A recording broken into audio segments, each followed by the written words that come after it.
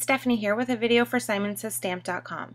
In today's video, I'll be sharing this card that I've created with the September Simon Says Stamp card kit.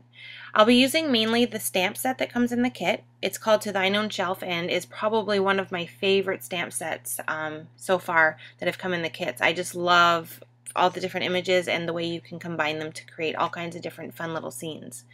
So let's jump right in. I just went ahead and I have a 4 1/4 by 5 1/2 inch piece of Neenah white cardstock, and I just added a light pencil line on there just to kind of keep everything straight as I'm doing all of my stamping. So I'm just using that for a guide, and then I'll eventually just completely erase that when I'm done. I'm going to be using all Simon Says Stamp ink to do all of my images, and I'm going to go ahead and start here with the shelf. So there's a bunch of different shelf images in the stamp set, so you can kind of mix them together or just use one at a time. For my card here, I'm just going to be using the one, and I went ahead and stamped that on there, and now I'm going to take a bunch of different colors of inks and go ahead and start stamping all of the images that I want on my shelf.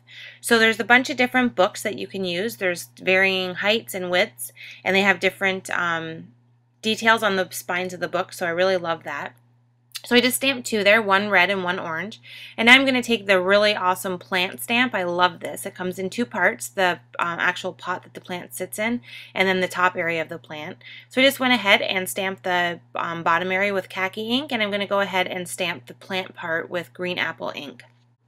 And since these are clear stamps, it's pretty easy to see through them to kind of line up your images. So I practiced a couple times before I did the final card just for spacing and stuff. So you can't actually see it on the screen, but I have a card piece that I created prior to this, and I'm kind of using it as a guide to where I want to stamp all my images, just so I know everything will fit properly and I won't have any weird spaces or it won't look as uniform as I'd like it to look.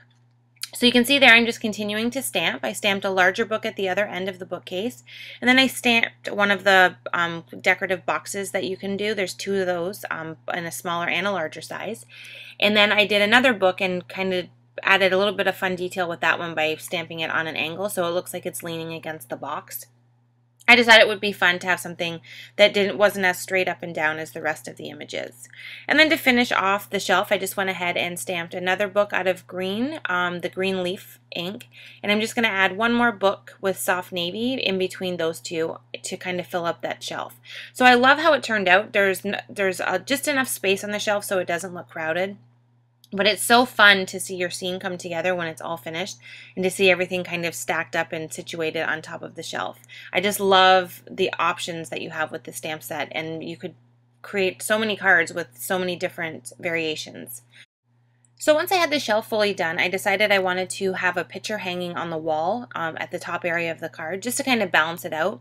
You can use these frames and either have them sitting directly on the shelves or do like I did here and do it on the wall.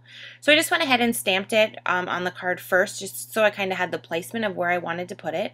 And then I'm using one of the stickers in the sticker set that comes in the card kit, and I'm using this fun typography one, and it has it says library and public library in a bunch of different fonts and colors, and I just thought it would be a neat idea to have that inside the picture frame just for some modern word art. So what I did is I just went ahead and stamped that frame onto the sticker just like I had stamped it on the card front, and I'm just going to use my scissors and go ahead and trim that completely out.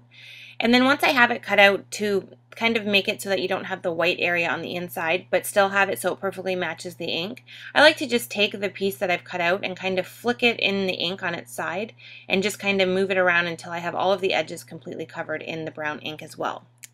Just an easy way to make sure that you don't have any white lines on the outside. So I just went ahead and adhered that directly over top. Since it was a sticker, it just stuck right on there. And then I used my marker to draw on some lines to look like it was hanging on the wall. For the sentiment on the card, I decided to use the You're Perfect in My Book, and I also paired it with the True Story stamp. I just thought that they went really well together. And since I still had that pencil line on the card, it was easy to go ahead and line that up directly under the bookshelf.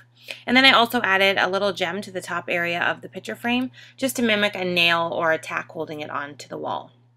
So now I have all the stamping done, it's time to assemble the card.